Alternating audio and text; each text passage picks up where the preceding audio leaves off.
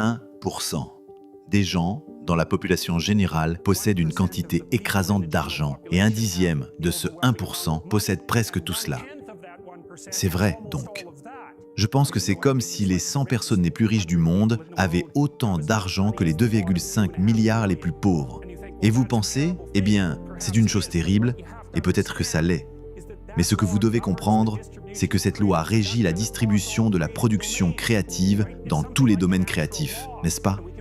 C'est quelque chose comme une loi naturelle, et nous en parlerons plus. Mais imaginez ce qui se passe quand vous jouez au Monopoly. Vous avez tous joué au Monopoly. Que se passe-t-il quand vous jouez au Monopoly? Une personne finit par avoir tout l'argent, d'accord? Ensuite, vous jouez une autre partie de Monopoly. Que se passe-t-il? Une personne finit par avoir tout l'argent. C'est en fait la conséquence inévitable de multiples échanges effectués au hasard.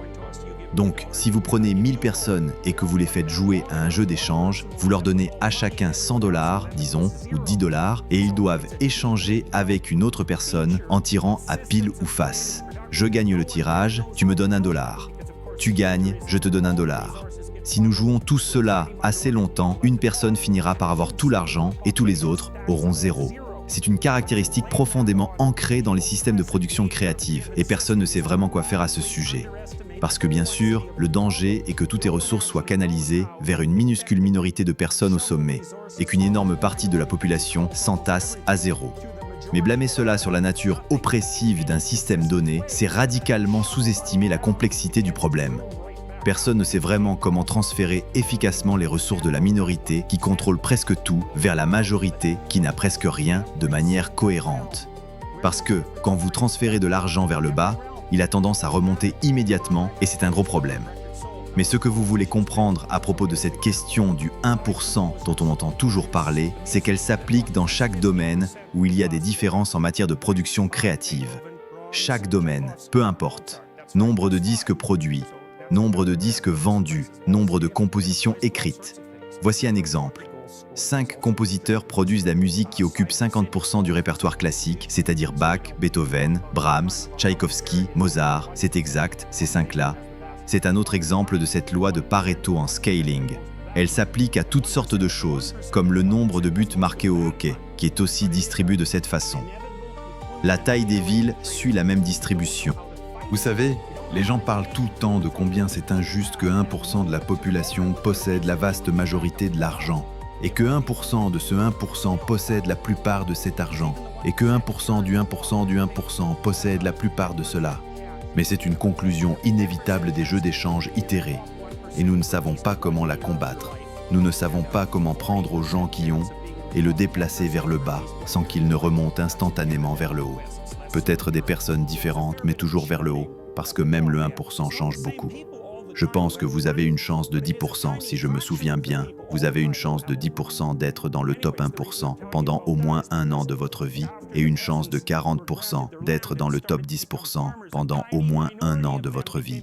C'est au Canada et aux États-Unis, c'est moins en Europe, donc il y a pas mal de churn. Au sommet, ce ne sont pas toujours les mêmes personnes qui ont l'argent, mais c'est toujours une minuscule fraction des gens qui ont tout l'argent de toute façon. La raison pour laquelle je vous raconte ça, c'est qu'après que les paysans aient reçu leurs terres et aient commencé à devenir fermiers, une minuscule minorité d'entre eux est devenue extrêmement réussie. Et ces personnes produisaient presque toute la nourriture pour la Russie et l'Ukraine. Donc, ce qui s'est passé dans les années 1920, quand ce maudit Lénine est arrivé et a collectivisé les fermes, c'est qu'ils ont défini les koulaks, qui étaient cette minuscule minorité de fermiers réussis, qui avaient peut-être une maison en briques, pouvaient embaucher quelques personnes, avaient des terres et du bétail, et qui étaient des gens très productifs. Ils les ont définis comme des éléments socialement hostiles, et ils ont envoyé des groupes d'intellectuels dans les villages pour collectiviser les fermes. Et l'idée était que vous mettiez vos terres en commun et que tout le monde les cultive collectivement. Et les terres étaient bien sûr prises à la minuscule minorité de personnes qui étaient réellement productives et qui avaient réussi à posséder une grande partie des terres.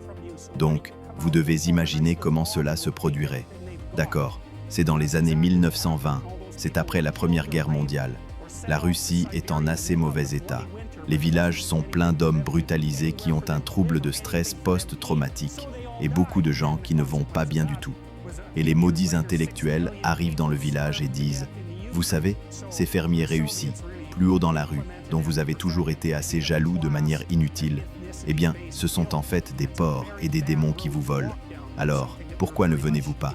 Nous formerons une belle petite foule et nous prendrons tout ce qu'ils ont. » Et c'est exactement ce qui s'est passé. Et toutes ces personnes ont été tuées, ou violées, ou envoyées en Sibérie, au milieu de l'hiver sanglant. Et la conséquence de cela, c'est que quelques années plus tard, 6 millions de personnes sont mortes de faim en Ukraine. Donc les Soviétiques ont vraiment mis en œuvre et perfectionné l'idée de culpabilité basée sur la classe et l'ethnicité, et c'est une très mauvaise voie à emprunter, et c'est quelque chose dans quoi nous sommes très engagés en ce moment, parce qu'il y a des discussions partout en Amérique du Nord maintenant sur l'idée de culpabilité prédiquée sur la race, par exemple, et la culpabilité prédiquée sur l'ethnicité. C'est une très mauvaise idée de classer un groupe entier de personnes comme coupables de quoi que ce soit en se basant sur leur appartenance à un groupe. Si vous êtes habitué à garder les choses dans le brouillard en général, vous allez vous garder dans le brouillard en ce qui concerne vos investissements, parce que dans un certain sens, tout ce que vous faites est un investissement. Je veux dire, une partie est quantifiée en termes monétaires, mais vous investissez toujours d'une manière ou d'une autre. Et donc, je pense que si votre caractère a été perturbé par vos tentatives persistantes de vous tromper sur la nature de la réalité, vous allez être un désastre financier. Et j'ai certainement vu cela dans ma pratique clinique, vu des gens brûler des sommes d'argent que vous ne penseriez pas qu'on puisse brûler en si peu de temps à cause d'une cécité auto-trompeuse. Si vous avez un QI élevé et que vous êtes consciencieux, ce qui est un autre trait, alors vous êtes plus susceptible d'être financièrement réussi, disons, au milieu de votre vie. Et donc, cela ressemble à deux traits tempéramentaux dont la présence vous permet de battre le hasard au fil du temps. Donc, ces traits fonctionnent très bien dans cette société à cette époque. Mais vous pouvez aussi argumenter que c'est aussi une question de hasard, parce qu'il n'y aurait pas de personnes non consciencieuses si, à un certain point dans le passé, le manque de conscience n'avait pas aidé à leur survie. Donc, ce qui constitue de battre un système dépend des paramètres que vous mettez autour du système.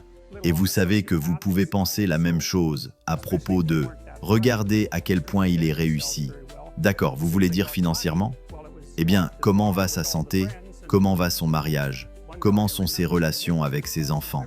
Quel prix a-t-il payé pour sa richesse? Vous savez, à mesure que vous ajoutez des dimensions d'évaluation, savoir si cette personne particulière a gagné ou perdu pourrait ne pas être si évident. Une idée très courante dans notre culture est que la pauvreté est causée par un manque d'argent. Et c'est une idée vraiment stupide, parce que l'argent est très difficile à gérer. J'avais des clients qui étaient toxicomanes, et la pire chose possible qui pouvait leur arriver était d'obtenir de l'argent. Ils étaient fichus.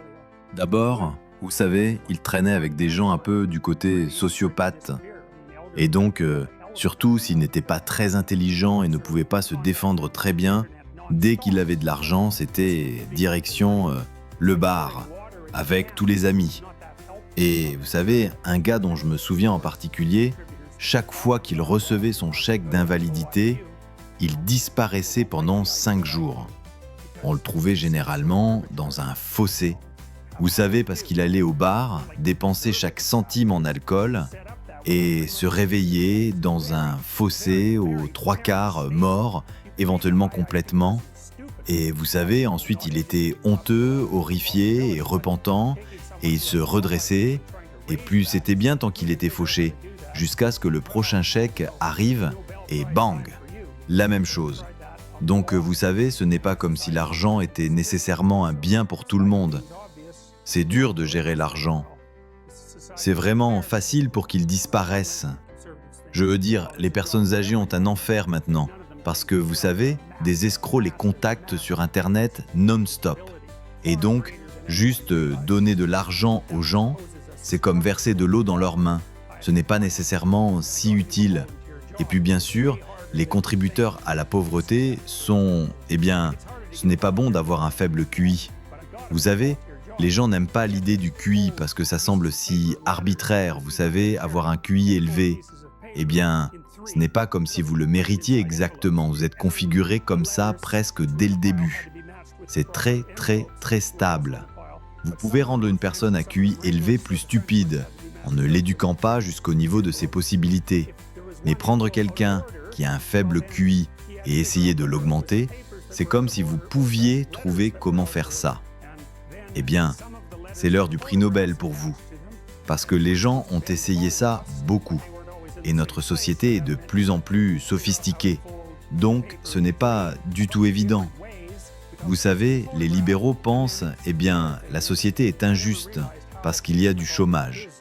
Et les conservateurs pensent, il y a un emploi pour tout le monde. Mais aucun d'eux ne pense, il y a des différences massives dans les capacités des gens, bien plus grandes que quiconque ne le réalise. Et cela pose un problème structurel. J'avais un client et je lui ai trouvé un travail bénévole, ce qui est bien plus dur que vous ne le pensez. Vous avez besoin d'une vérification policière, par exemple. C'est plus dur d'obtenir un travail bénévole qu'un vrai travail. Mais je lui ai trouvé un travail bénévole et il devait plier des lettres en papier. Il travaillait dans une œuvre de charité. Il devait plier des feuilles de papier en 3 pour les mettre dans des enveloppes. Et puis les lettres, qui étaient en pile, devaient être assorties aux enveloppes appropriées, qui étaient aussi en pile. Mais certaines étaient en français et d'autres en anglais. Donc les françaises devaient être assorties soigneusement aux enveloppes françaises. Et s'il y avait une enveloppe hors ordre, il devait déterminer si c'était les papiers qui étaient hors ordre ou les lettres qui étaient hors ordre.